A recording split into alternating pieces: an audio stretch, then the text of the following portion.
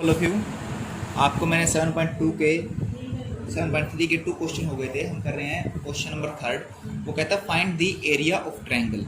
Area of triangle निकाल लो formed by the joining the mid point of the side of triangle whose vertex are 0 1। यानी कि आपको उसके वर्टिक्स दे रखे हैं, कोई ट्रायंगल दे दिया आपको, उसके वर्टिक्स दे रखे हैं 0 माइनस का 1 और 0 माइनस का 1 दे दिया, और ये दे दिया है मान लो बी सी यहाँ ले रहा हूँ मैं, सॉरी बी और सी यहाँ ले लिया मैंने, तो ये हो गया 2 1।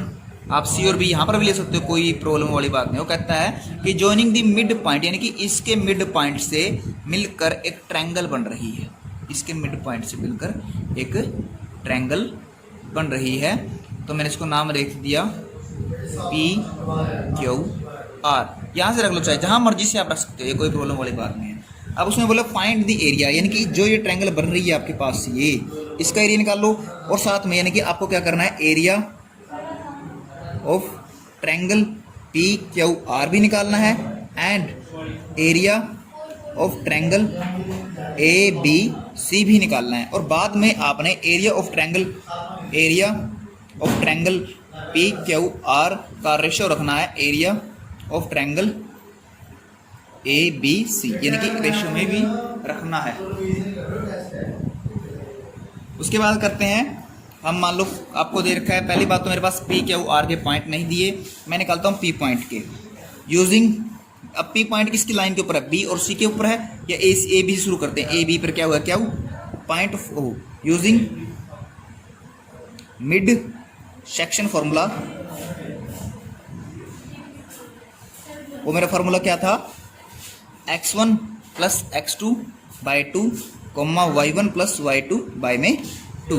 यानी किस में कर रहा हूँ ये फॉर्मूला यूज, ये बात लाइन लिखनी है आपने, किस में यूज किया, मैंने किया है ए बी में, क्या निकालने के लिए, क्या निकालने के लिए। तो मेरा ये x1 और y1 ये होगा, यानी कि x1 क्या हो गया 0 प्लस 2, यानी कि x1 तो ये होगा, y1 ये यानी कि होगा 0 प्लस 2 बाई में 2 कोमा y1 माइनस का 1 बाई में 1 बाई में 2। तो ये कितना बच गया आपका ए बी, यानी कि इज इक्वल टू में बच गया आपका, क्या बच रहा है, क्या पॉइंट निकले हैं 2/2 कोमा 0/2, यानी कि कैंसिल करके आ गया 1 और 0, यानी कि क्या हो गया आपका पॉइंट, क्या आ गया 1 और 0, यानी कि आपका क्या पॉइंट आ गया 1 और 0।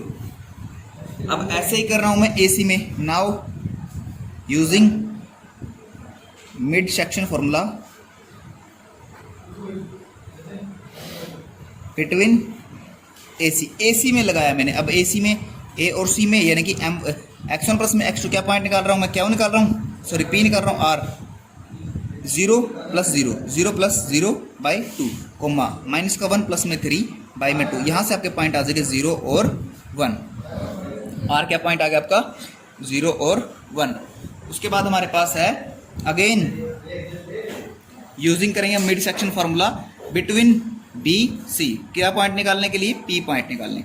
ये हमारा आ जाएगा 2 प्लस 0/2 कोमा 1 प्लस 3/2, तो आ जाएगा हमारा 1 कोमा 2। ये आपका पॉइंट आ गया पी का, यानी कि आ गया 1 कोमा 2। तो हमारे पास ये जो आ गया। अब हमारे पास देखो ए बी सी का क्या आ गया, पॉइंट आ गए, और पी क्यू आर के पॉइंट आ गए। अब क्या करोगे, पी के पॉइंट आए हैं और क्या हो गए पॉइंट आए। मैं पी और क्या हो गए पॉइंट एक बार साफ साफ से लिख रहा हूँ ताकि आपको ध्यान रहे कि कैसे करना है। मान लो मेरे पास जो पी के पॉइंट आए हैं, पी मेरे पास आया है 1 2, क्यू मेरे पास आया है 1 और 0, आर मेरे पास आया है 0 और 1। ये मेरा यानी कि x1 है। अब ये y1, ये है x2, ये है y2, ये है x3, ये है y3। अब आपको निकालना है एरिया ऑफ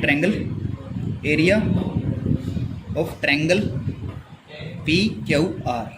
फार्मूला क्या है, 1/2 x1 y2 माइनस y3। आपको फार्मूला पता ही है, लिखवा रखा है पहले। उसके बाद आप क्या निकालोगे, area of triangle A B सी।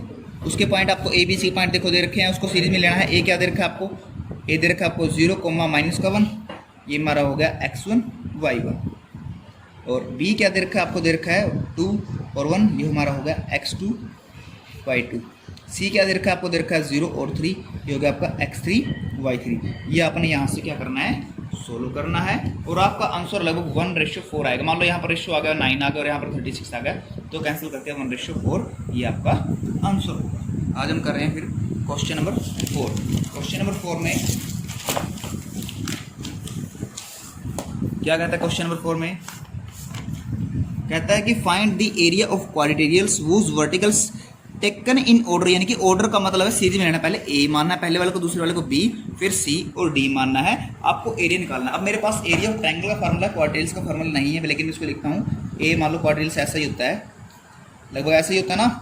मतलब मैं सीधा जानबूझकर नहीं बनाया क्योंकि वो पैरेलल बन जाता। ए बना दिया मैंने, ये है मेरा -4 और -2।